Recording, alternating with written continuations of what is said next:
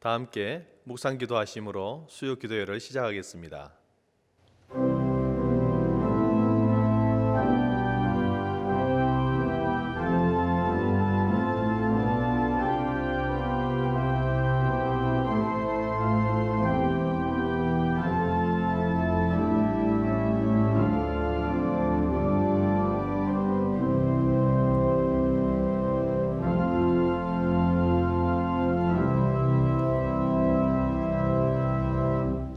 감사함으로 그의 문에 들어가며 찬송함으로 그의 궁정에 들어가서 그에게 감사하며 그의 이름을 송축할지어다.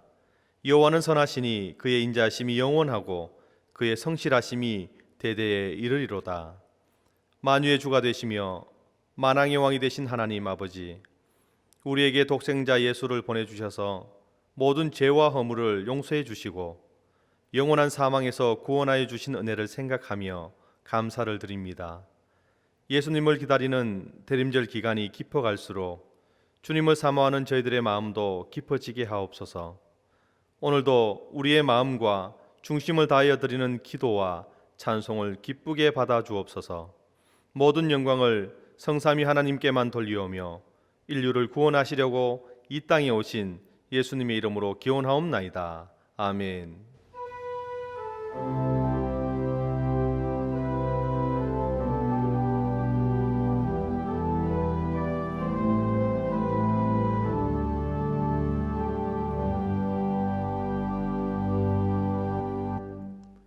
찬송가 453장을 함께 찬양하시겠습니다.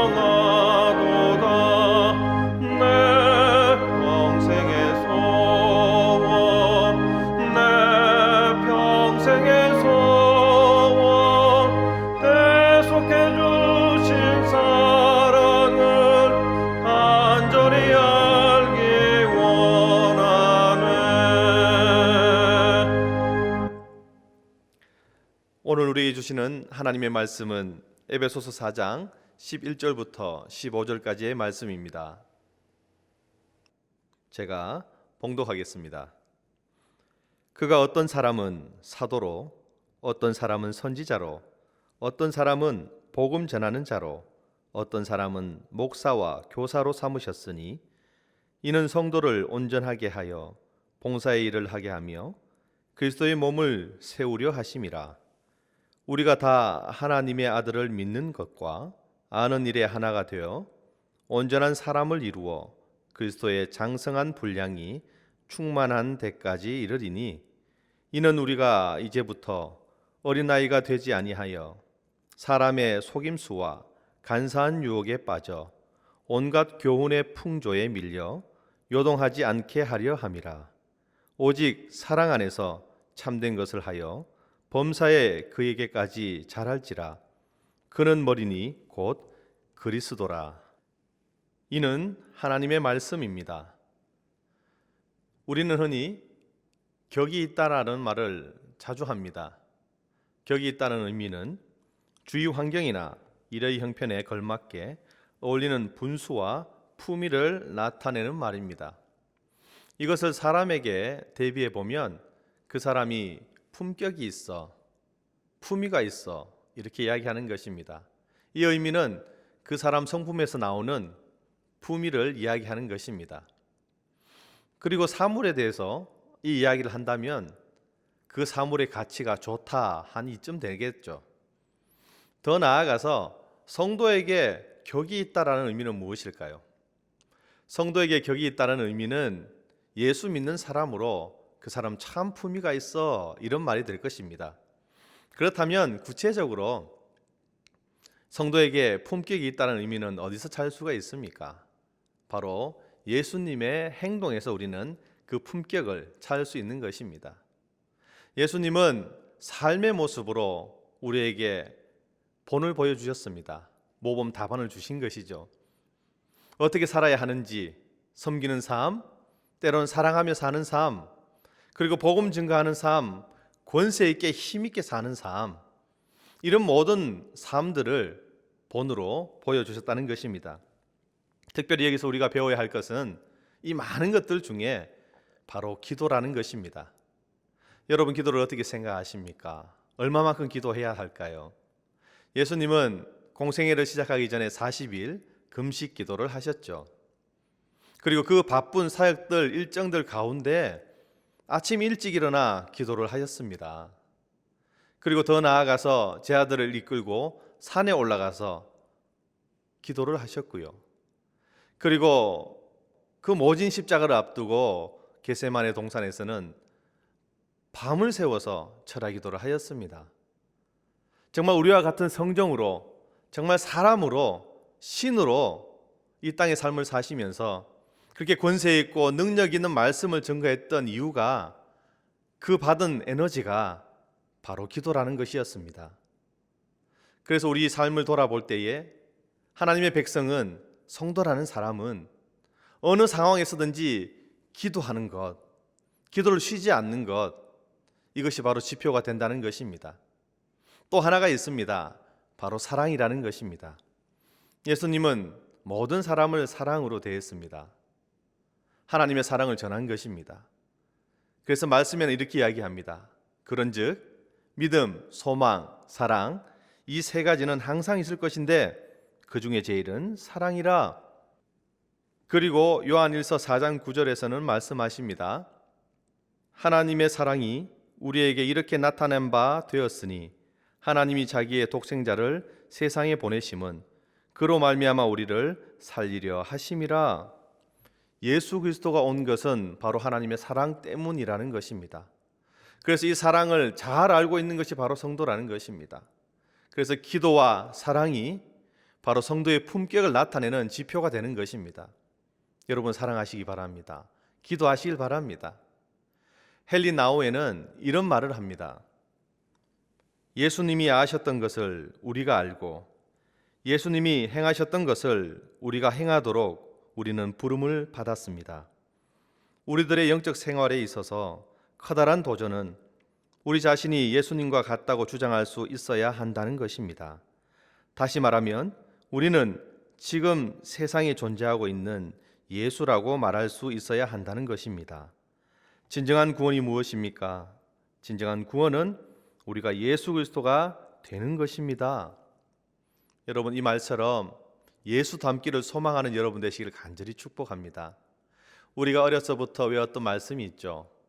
하나님이 세상을 이처럼 사랑하사 독생자를 주었으니 이는 그를 믿는 자마다 멸망하지 않고 영생을 얻게 하려 하심이라. 이렇게 하나님은 그 사랑을 독생자를 주시기까지 아낌없이 내어주셨다, 이 말씀을 하는 겁니다.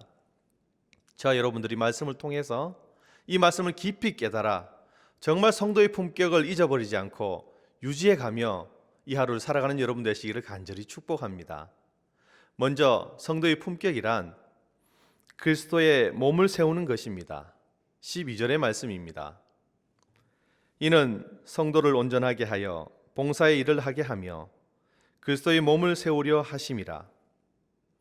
본문 앞에 보면 에베소서 4장 7절과 11절에는 이렇게 이야기합니다. 우리 각 사람에게 그리스도의 선물의 분량대로 은혜를 주셨나니, 그리고 11절에서는 그가 어떤 사람은 사도로, 어떤 사람은 선지자로, 어떤 사람은 복음 전하는 자로, 어떤 사람은 목사와 교사로 삼으셨으니, 이 말씀이 이어져서 12절의 말씀이 나온 것입니다. 다시 한 번 더 정리해 보면 하나님은 각 사람에게 다양한 은사를 주셨다는 것과 성도를 온전하게 하기 위해서 사역을 부여했다는 것입니다.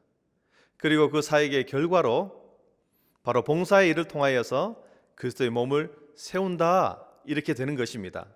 여러분 어떻습니까? 하나님의 말씀이 내 속에 들어와서 사역이 되고 그것이 봉사가 되고 그 모든 것들이 그리스도의 몸을 세우는 것이다라고 이야기합니다. 여기서 세운다는 것은 집을 짓다라는 의미를 가지고 있습니다. 그래서 성도는 봉사의 일을 통해서 그리스도의 집을 짓는 사람, 이렇게 정의할 수도 있는 것입니다. 봉사라는 것이 무엇일까요? 그냥 좋은 일, 선한 일, 정말 내 마음에 딱 맞는 일, 이런 일을 넘어서 앞서 보았듯이 기도와 사랑으로 하루를 살아가는 것, 이것이 봉사라는 것입니다. 그렇게 했을 때 우리는 그리스도의 몸을 세워갈 줄 믿습니다. 여기서 앞부분, 12절의 앞부분을 한번 보겠습니다. 성도를 온전하게 하여, 우리가 이러한 말씀을 증거하고 기도하고 신앙생활 하는데 꼭 필요한 것이 온전함이라는 뜻입니다. 여기서 온전하다는 의미는 헬라어 카타르티조라고 합니다. 준비하다, 회복하다라는 의미를 가지고 있습니다. 하나님의 일을 하기 위해서, 그리스도의 몸을 세우기 위해서 먼저 해야 할 일이 우리가 준비되고 우리가 회복되어야 함을 이야기하는 것입니다. 더 나아가서 구체적인 의미는 다른 힘과 조화를 이루어 발전하게 하다는 의미와 원래의 자리로 되돌리다라는 의미가 있습니다.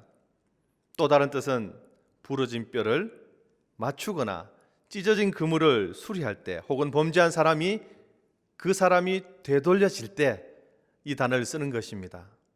여러분, 이 말씀을 통해서 온전하게 되시길 바랍니다. 끊임없이 훈련되어져야 하고요, 끊임없이 회복되어져야 합니다.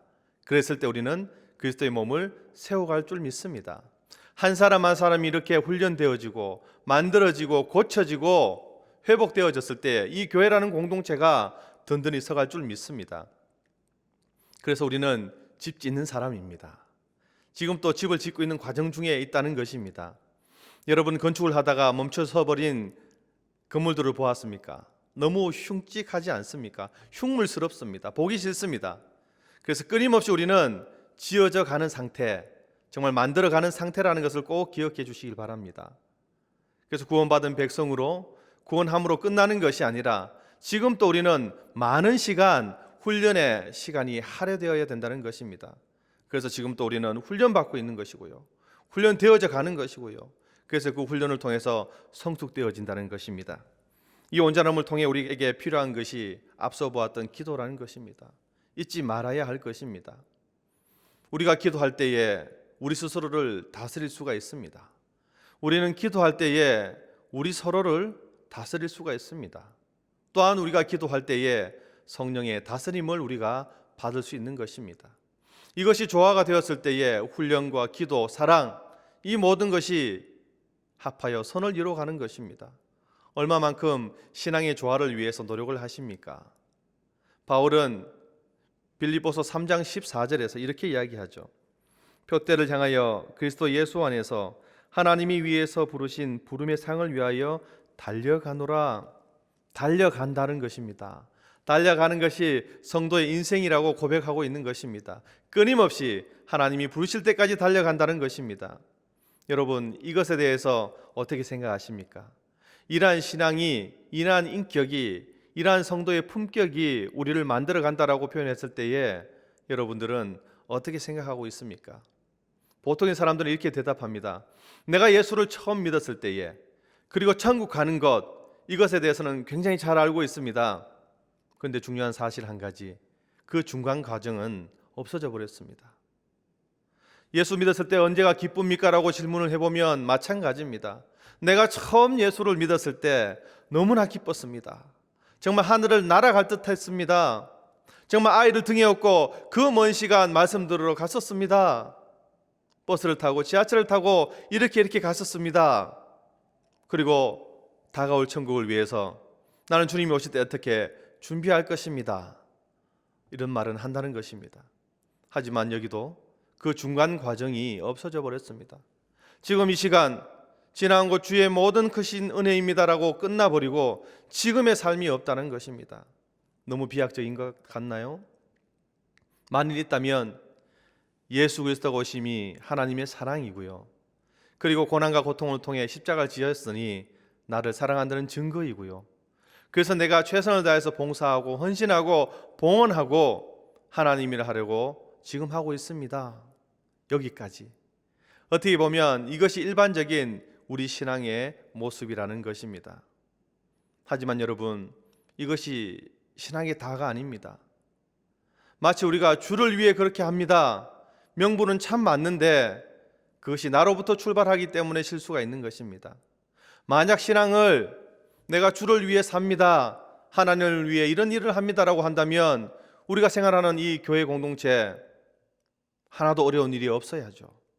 하나님이 다 살펴주실 것인데 왜 어려움이 있습니까?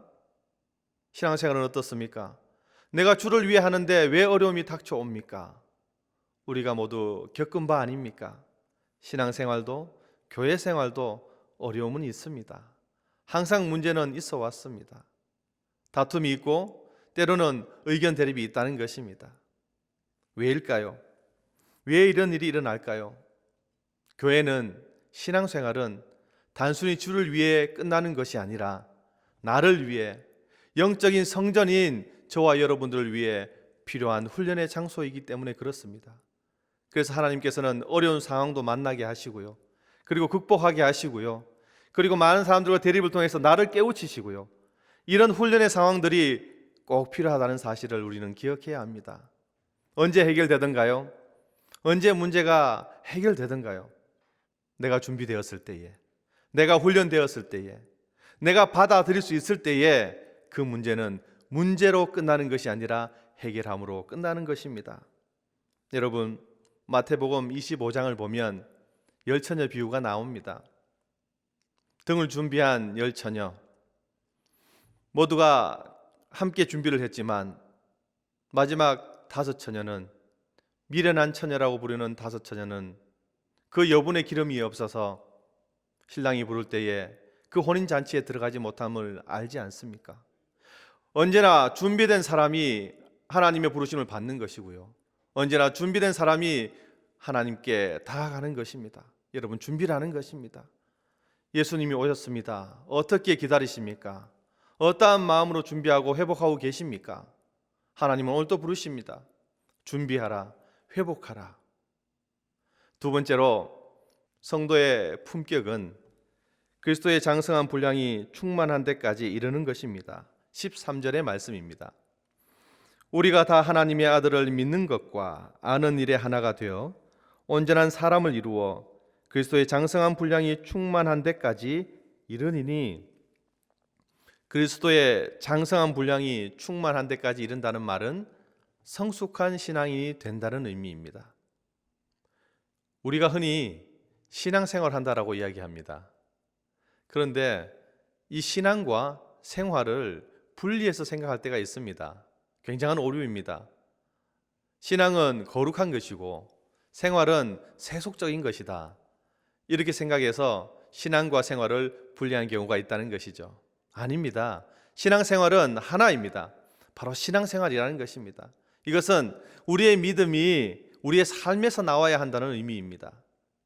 그래서 우리의 신앙이 우리의 믿음이 되고 우리의 삶이 되고 우리의 본이 되는 것입니다. 예를 들어서 베드로의 신앙 고백이 무엇입니까? 주는 그리스도시요 살아계신 하나님의 아들입니다. 이것이 바로 베드로를 지탱해 온 신앙 고백이었습니다. 그런데 이것을 듣고 얼마나 큰 칭찬을 받습니까? 바요나 시몬아, 내가 복이 있다. 이것을 알게 하시는 혈육이 아니라 내 하나님이다. 그리고 너의 이름처럼 반석 위에 교회를 세우리니 음부의 권세가 너를 그것을 교회를 이기지 못할 것이야. 얼마나 큰 칭찬을 듣습니까? 이러한 칭찬을 한 이후에 예수님은 이제 준비가 되었거니 생각하고 제 아들에게 주님이 고난받고 죽임을 당할 것이라는 사실을 이야기합니다. 그때 베드로의 반응은 어떻습니까? 주여 그리 마옵소서, 이 일이 결코 주께 미치지 아니하리이다. 이 말씀에 예수님의 반응은 거의 저주와도 같습니다. 사탄아, 내 뒤로 물러가라. 너는 나를 넘어지게 하는 자로다. 내가 하나님의 일을 생각하지 아니하고 도리어 사람의 일을 생각하는도다. 여러분, 이러한 현상이 왜 일어나는 것 같습니까? 바로 믿는 것과 아는 것이 일치하지 않아서 그렇습니다. 그리고 하나님의 일보다 사람의 일을 먼저 생각해서 그렇습니다. 베드로가 했던 고백을 생각해 보십시오. 하나님의 일을 생각했습니다. 그러니 그런 고백을 할 수 있었습니다. 하지만 이제 시간이 조금 지났다고 사람의 일을 생각하는 것입니다. 우리가 하나님의 뜻을 다 알지 못합니다. 그리고 우리의 믿음의 고백이 부족합니다. 중요한 사실은 그 믿음의 고백, 신앙의 출발은 나로부터가 아니라 말씀으로부터 하나님께로부터라는 것을 꼭 기억해야 된다는 사실입니다. 여러분, 아는 것 다르고 믿는 것 다르면 실수를 할 수밖에 없습니다. 하나님의 사랑으로 분명히 예수님이 오셨다는 사실을 우리는 모두가 다 압니다. 그런데 우리의 마음은 어떠한가요? 감격이 있습니까? 감사가 있습니까? 뜨거움이 있습니까? 아닙니다. 다 식어버렸습니다. 왜입니까? 아는 것에서 멈춰서 있기 때문에 그렇습니다. 이제 믿는 것까지 나아가야 합니다. 그렇다면 계획이 되고요. 그렇다면 오늘 하루가 새로워질 줄 믿습니다.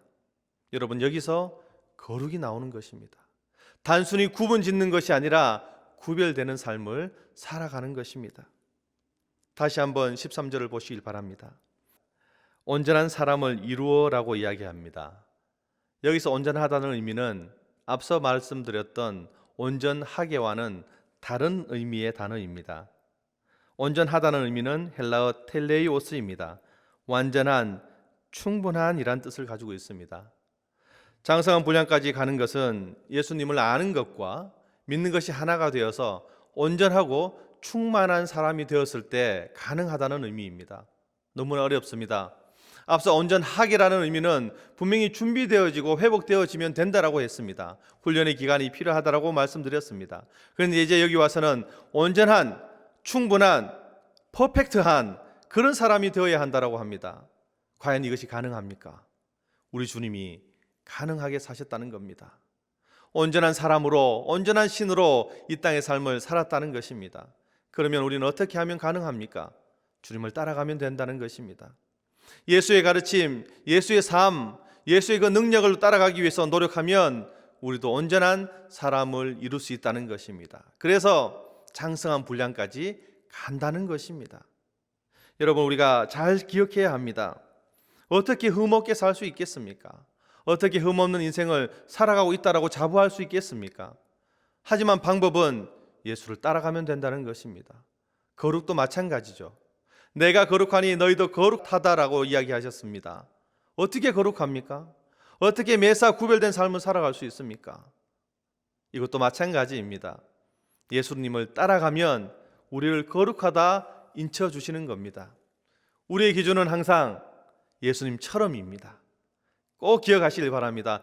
예수님처럼, 우리의 인격이 예수님처럼, 우리의 성품이 예수님처럼, 우리의 삶의 모습이 예수님처럼 닮아간다면 우리는 반드시 그리스도의 장성한 분량이 충만함에 이르기까지 갈 수 있다는 것을 꼭 기억하시길 바랍니다. 예수님을 따라가는 삶, 제자의 삶, 모든 성경을 통해 우리에게 하시고자 하시는 말씀이 바로 이 내용입니다. 그때 담대함이 생기겠죠. 할 수 없습니다라고 하는 것이 아니라 할 수 있습니다라고 바뀌는 것입니다. 여호수아와 갈렙을 한번 보십시오. 12명이 정탐꾼으로 가나안 땅을 정탐하고 돌아왔습니다. 10명은 모두가 회의적인 말을 합니다. 안 됩니다. 할 수 없습니다. 아니, 하나님은 왜 우리를 이런 곳에 보내셨습니까? 우리를 죽게 만드시렵니까? 하지만 두 사람은 다른 생각을 가지고 있었습니다. 민수기 14장 8절의 말씀입니다. 여호와께서 우리를 기뻐하시면 우리를 그 땅으로 인도하여 들이시고 그 땅을 우리에게 주시리라. 이는 과연 젖과 꿀이 흐르는 땅이니라.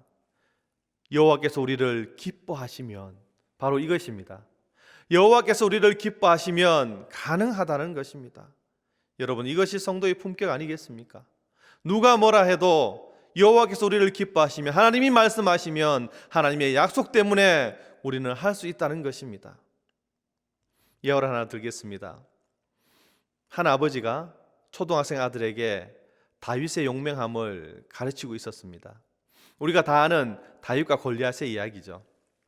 아버지가 근엄하게 성경책을 들고 이렇게 이야기합니다. 아들아, 다윗은 목동 소년이었음에도 불구하고 그 물맷돌 몇 개로 키가 3m가 넘는 어른 골리앗을 이겼단다. 그리고 싸움하기 위해서 그 앞까지 나갔단다. 얼마나 용감하니? 그랬더니 곰곰이 생각하던 아들이 이렇게 이야기합니다. 아버지, 아닌 것 같아요. 제가 생각하기에는 골리앗이 더 용감했던 것 같아요. 예상하지 못한 답에 아버지가 당황하고 다시 물었습니다. 왜 그렇게 생각하니? 아들이 이렇게 대답합니다. 다윗이 골리앗에게 이렇게 이야기했지 않습니까? 너는 칼과 단창으로 내게 오지만 나는 만군의 여호와 곧 내가 모욕하는 이스라엘 군대의 하나님의 이름으로 내게 가노라. 아니, 이런 말을 듣고도 어떻게 감히 골리앗이 싸우려고 나올 수 있습니까? 그래서 골리앗이 더 용감한 것입니다. 여러분 어떻습니까? 그렇습니다. 이 사건은 다윗의 용감함을 나타내는 사건이 아니라 하나님을 아는 사람이 어떻게 되는지를 알려주는 사건입니다. 이것이 성도의 품격이 되지 않겠습니까? 하나님이 어떤 분임을 알고 그 아는 것과 믿는 것이 일치하여서 항상 나를 준비하고 회복하고 훈련시켜서 여호와 앞에 서기 위해 노력한다는 것, 이것이 지금 우리가 가져야 할 사명이고 우리가 가져야 할 핵심적인 신앙의 원리라는 것입니다. 그래서 오늘 본문 14절의 말씀처럼 유혹에 빠지지 않을 수 있는 것이죠. 얼마나 많은 유혹이 있습니까? 얼마나 많은 아픔이 있습니까? 얼마나 많은 고통과 고난이 있습니까? 그럼에도 불구하고 우리가 견디고 힘내고 이 자리에 설 수 있는 것은 바로 이 사실입니다. 하나님이 어떤 분인가, 그것을 알아가는 여러분 되시를 간절히 축복합니다. 그랬을 때에 기도와 사랑으로 하루를 살아내며 성도의 품격을 유지하며 이 대림의 계절을 넉넉히 이겨내갈 줄 믿습니다. 그래서 뜨거워진 마음으로 기도하고 예배 초소를 사모하고 말씀을 충만한 데까지 이르는 성도 여러분 되시기를 간절히 축복합니다. 다 함께 기도하겠습니다.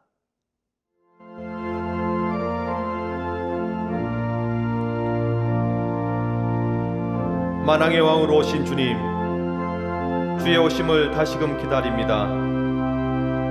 기다리는 성도에게 축복을 내려 주옵소서. 희망을 잃어버린 세상에서 다시 희망으로 오심을 기억하며 저희들은 성도의 품격을 가지고 기다립니다. 오늘도 저희들과 동행하시어 광야 같은 세상에서 견딜 수 있게 하시며 성도들을 통해 그리스도의 몸을 세우는 역사가 있게 하여 주옵소서. 어려운 상황 가운데 하나님의 역사하심을 다시금 기억하게 하시고 잃어버렸던 신앙의 열심을 회복하게 하옵소서. 지금 이 순간 하나님께서 우리에게 원하시는 신앙의 모습을 갖기 위해 노력하게 하옵소서. 교회를 통해 말씀이 선포될 때에 능력을 더하시고 우리가 있는 자리에서 주님을 만나게 하옵소서. 대면하지 못함이 너무나 힘들고 어렵지만 말씀 다시 기억하며 오늘을 이겨내게 하옵소서.